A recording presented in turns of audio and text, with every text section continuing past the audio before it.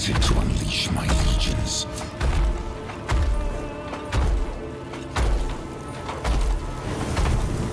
Together we banished the ignorance of old night. But you betrayed me. You betrayed us all. You stole power from the gods and lied to your sons.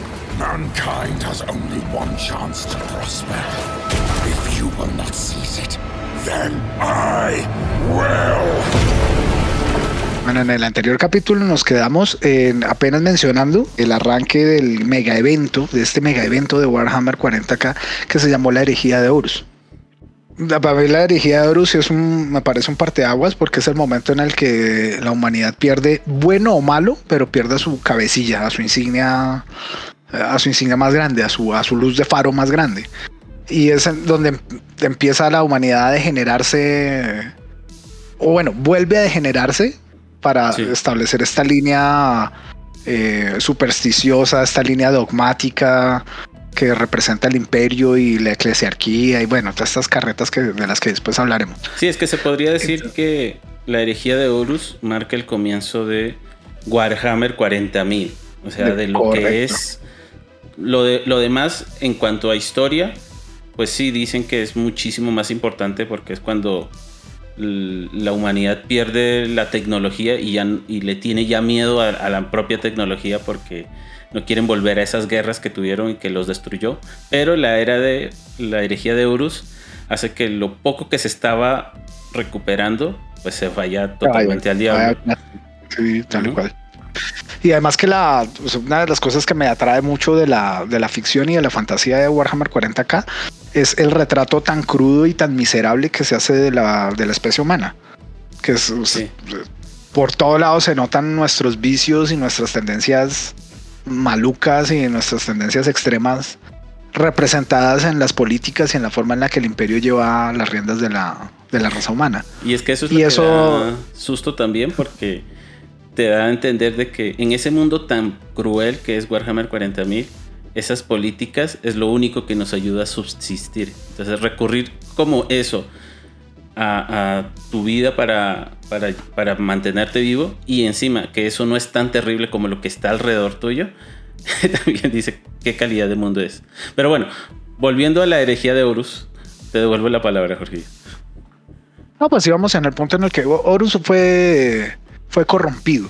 Uh-huh. Fue corrompido por uno de sus hermanos. Específicamente fue Lorgar Aureliano. Sí. Que es el que lo termina tentando, lo que él termina sirviéndoselo en bandeja de plata a los dioses del caos, que le conceden un montón de dones, beneficios y ventajas que Horus Lupercal termina tomando para emprender una revancha contra el emperador, vengándose por no haber confiado en él, por haberle ocultado información, por el odio que se le ha venido creciendo durante el paso del tiempo. Sí. Al man se le descoca, o sea, por despecho se le descoca la cabeza. Y también, no solamente la influencia, que pues a pesar de que son los 4 dioses del caos metiéndote cosas en la cabeza, también es el hecho de todos esos comentarios feos que le dio el emperador hacia él. Entonces es un cúmulo de cosas que simplemente hace que estalle y sea más propenso al lado oscuro, a irse al lado oscuro de la fuerza. Sí, claramente. Sí, porque una cosa que me pareció bonita de la fantasía Warhammer es el tema de la disformidad.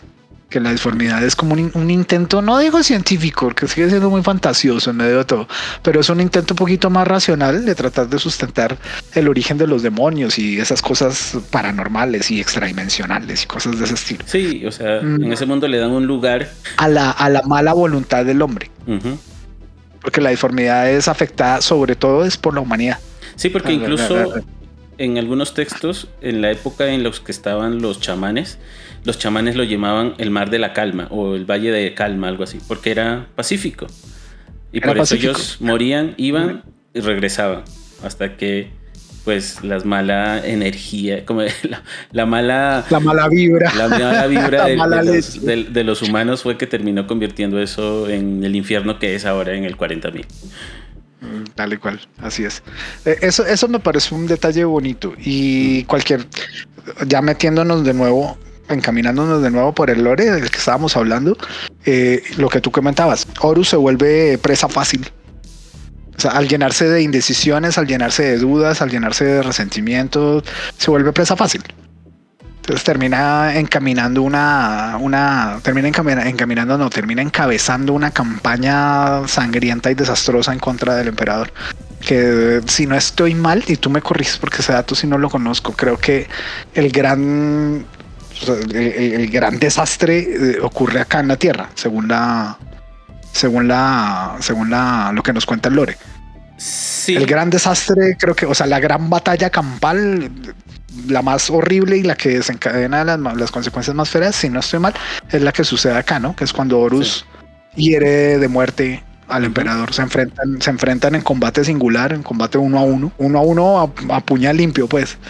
Y es que, o sea, puro gamín colombiano. La pelea de Horus y encima su corrupción llevó años. O sea, digamos que, como habíamos comentado en el capítulo pasado, Lorgar se vuelve al lado del caos porque pues le meten un escarmiento por ponerse de rebelde al no hacerle caso con la ley imperial al emperador, y él crea su propia religión, que después a futuro pasaría a ser el culto del emperador, el culto de considerarlo el dios rey o el dios emperador, ¿no? Hay una frase que leí que dice que cuando Guilliman destruye su ciudad, yo había dicho que era el planeta, pero no en sí, él destruye su ciudad en la que adoraban al emperador como un dios.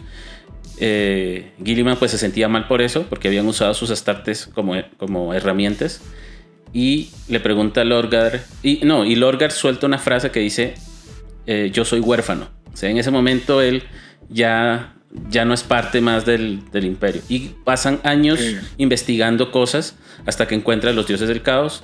Él mete gente que empieza a influenciar a Horus hasta que logra corromperlo, y de ahí emprende la campaña porque Horus en ese momento cree que el emperador va a llevar a la humanidad a un desastre peor por creerse el único salvador, ¿no? Entonces, en la mente de Horus él cree que va a liberar a los humanos, pero pues está siendo usado completamente por los dioses.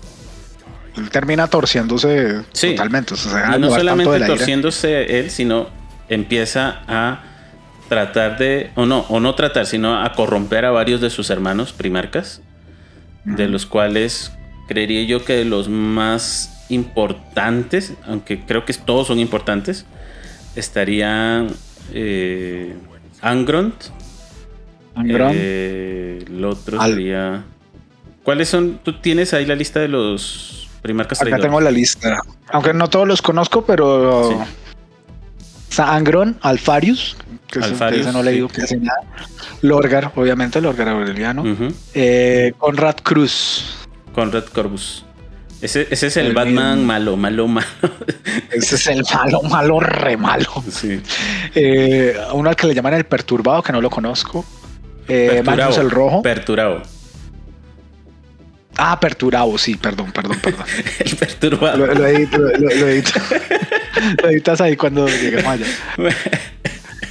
Magnus el Rojo tenemos, y a Fulgrim. Que Fulgrim es la típica personaje todo hedonista, que es muy bello, todos lo quieren y todo eso. Y pues cae a manos de Slaanesh, ¿no? Que es casi la representación de lo que él sería. Y hay otro que se llama Mortarion, que cae a manos de Nurgle. Angrond al lado de Khorne, y en sí Horus se vuelve como el... ¿Cómo te podría decir? Como la esencia del caos definitivo, que une a los 4 dioses del caos. Ese sería como su heraldo de los 4. Correcto. Viene a ser como la insignia o la punta de lanza del caos. Sí. El caos claramente en algún punto ve al emperador como el único obstáculo real que puede llegar a tener para llegar a obtener el dominio sobre el resto de las razas, sobre todos los seres de la galaxia. Sí. Entonces la caída de Horus les cae como anillo al dedo, porque ven en él la esperanza de poder romper al emperador de alguna manera. Y no solo por eso, sino porque pues años o un tiempo antes de que fuera corrompido, el emperador mismo le concede a él como el título de maestro de batalla, si no estoy mal, que sería el jefe absoluto de todos los ejércitos del imperio. Entonces él tendría ahí encima, no solamente tenía ese poder de que se corrompió a algunos de sus hermanos, y encima podía mover los ejércitos casi en su totalidad a placer. Entonces, correcto, cuando él empieza su campaña contra el emperador, empieza primero conquistando los planetas de su padre, del imperio, y engañándoles, diciéndoles a los que sí eran leales, diciéndoles hay guerras por allá. Entonces que los mandaba a lejísimos de Terra, que es donde estaba el emperador, con tal de separarlos, y para cuando llegara el momento de atacar la Santa Terra, como le dicen, pues ninguno pudiera llegar a tiempo. A otros los emboscaron, como sería el caso de Roboute de Guilliman, que es emboscado por dos de sus hermanos, y creo que ahí casi muere o lo dejan muy herido. Sí, lo dejan toteado, o sea, lo dejan fuera de combate. Y ahí aparece un personaje que se considera que al principio no se sabía, no era un traidor, pero pues es empujado a ser un traidor, que sería Magnus el Rojo. Que lo que pasa con él es que él se da cuenta de que a su hermano lo están corrompiendo, y él intenta ayudarlo en el sueño ese en el que lo están corrompiendo, pero no puede, a pesar de que él es un psíquico. No es tan fuerte como el emperador, pero es uno de los psíquicos más poderosos que queda, o de los humanos o del imperio en sí. Así que él intenta comunicarse con su padre, pues para decirle: Horus te ha traicionado, hay que prepararse y todas esas cosas. Pero la influencia de los dioses del caos era tan grande que no permitía que él pudiera comunicarse con él. Así que él hace uso de sus poderes psíquicos, a pesar de que se le había prohibido. El emperador le había dicho que no los usara porque podía ser un peligro. Pero pues él, con tal de ayudar, lo usa y se comunica con su padre. Pero ahí hay un problema. El emperador, en secreto, y ese era el secreto que no le había dicho a nadie, ni siquiera a Horus, y por el cual Horus también se enojó con él, es que él estaba creando una forma de que los humanos pudieran viajar a través del universo sin necesidad de entrar al Immaterium o a la disformidad. El problema era que los humanos, pues la velocidad máxima que se había podido llegar en ese momento era la velocidad de la luz, que ya de por sí es mucha. Pero para llegar al otro lado de la galaxia a tiempos, digamos, de unos cuantos días, eso no es suficiente. Entonces ellos tenían que entrar a la disformidad, y una vez estaban dentro, el tiempo, como en la disformidad, no tiene una base. O sea, puede demorarse mucho tiempo, como no ser nada, y aparecías en el otro lado, y el emperador era el que podía ayudar a hacer esos viajes. Lo que pasa es que él dijo: no, es que cada vez que entra ahí, la gente empieza a convertirse en demonios o volverse loca. Entonces viajar de esa forma no era factible. O sea, en algún momento iba a llegar alguien y corromperse, convertirse en un demonio, entrar a Terra y abrir portales. Entonces él dijo: hay otra forma, que es como la hacen los Eldar, que abrían una red de portales, que era casi instantánea. Y el emperador pues estaba creando una propia, que se llamaba la telaraña, si no estoy mal, o algo similar. Ahorita no me acuerdo. Creo que la telaraña... La telaraña era de los Eldar, si no estoy mal. Sí, creo que la telaraña era de los Eldar, si no estoy mal. Sí. Del emperador sería otra, pero pues funcionaban muy similar. Entonces el emperador estaba haciendo eso para que ya el humano no se librara de ese peligro, y pues obviamente las influencias del caos disminuyeran, porque pues al tú no necesitar de ver esas criaturas nunca y poder viajar sin problemas, pues simplemente ya no piensas en esas cosas y ya no lo alimentas. Pero ¿qué pasa? Magnus llega en ese momento justo cuando ya estaba por concluir esos portales, y con ese golpe de energía, como abrió un portal en sí él mismo para poder comunicarse con su padre, hace que los demonios entren a ese lugar donde se supone que no podía haber ningún demonio, y los demonios se apoderan de ahí.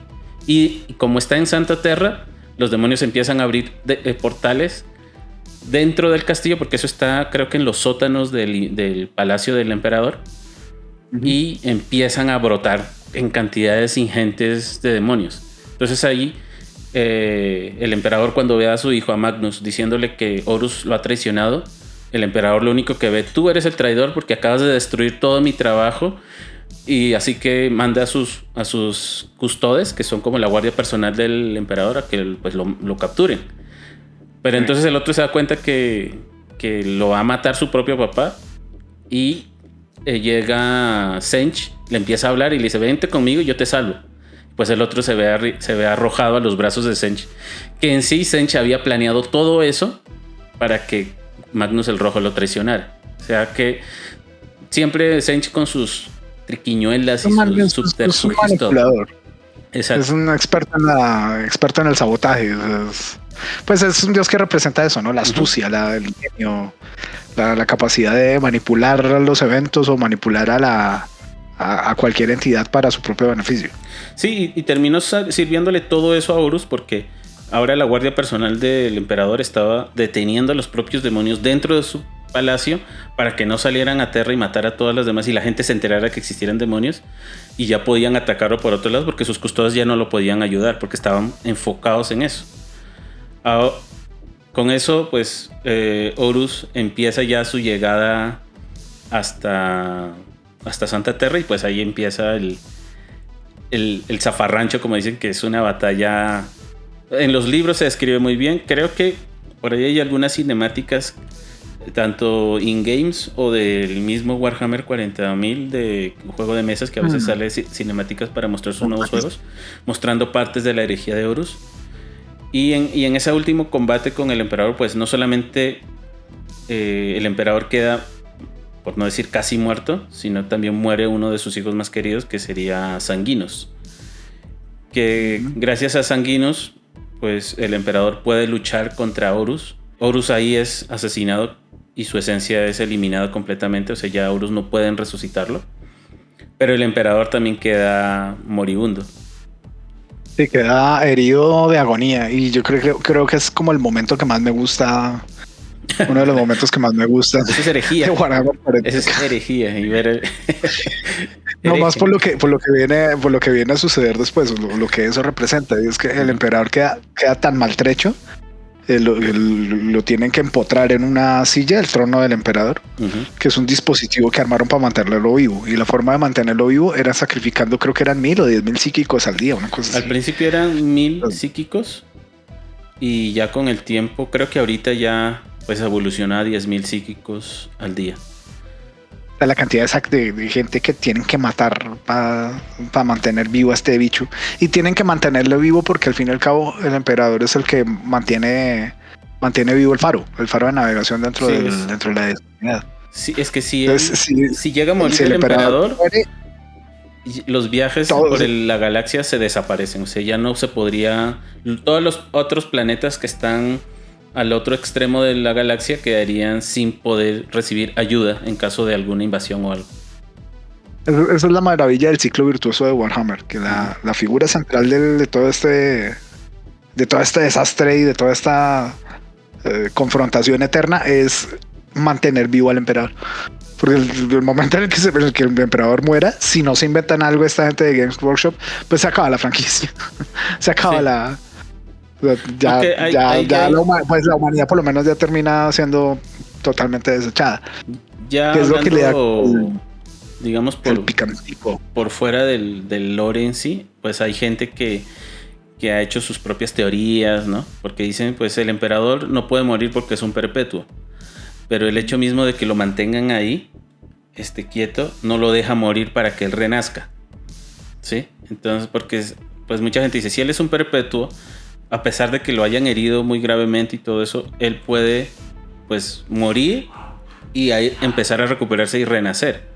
Pero desde el momento en que él lo pusieron y lo sentaron en el trono nunca permitieron que pasara eso. Entonces él no puede morir para recuperarse. Entonces dicen que en algún momento puede que llegue ese momento en que muera, se haga el caos, pero en el tiempo en el que se recupere, pues también es una locura, quedarían muchos lugares desolados. Que después ya dependerá lo que hagan los de pasa algo Game similar. Porque al fin y al cabo todo el drama por lo menos de la humanidad, de la facción de la humanidad, gira alrededor de eso, de mantener al emperador vivo. Ese es el drama de ahorita, es la esencia del conflicto ahorita. Sí, o sea, la herejía de Horus termina con eso de la casi muerte del emperador y empautada en su trono, la traición de varios primarcas que se pasan al lado del caos. También muerte de primarcas tanto del caos como de los primarcas leales. También mueren varios, entre ellos Sanguinus, que es uno de los personajes importantes en la herejía de Horus, ¿no?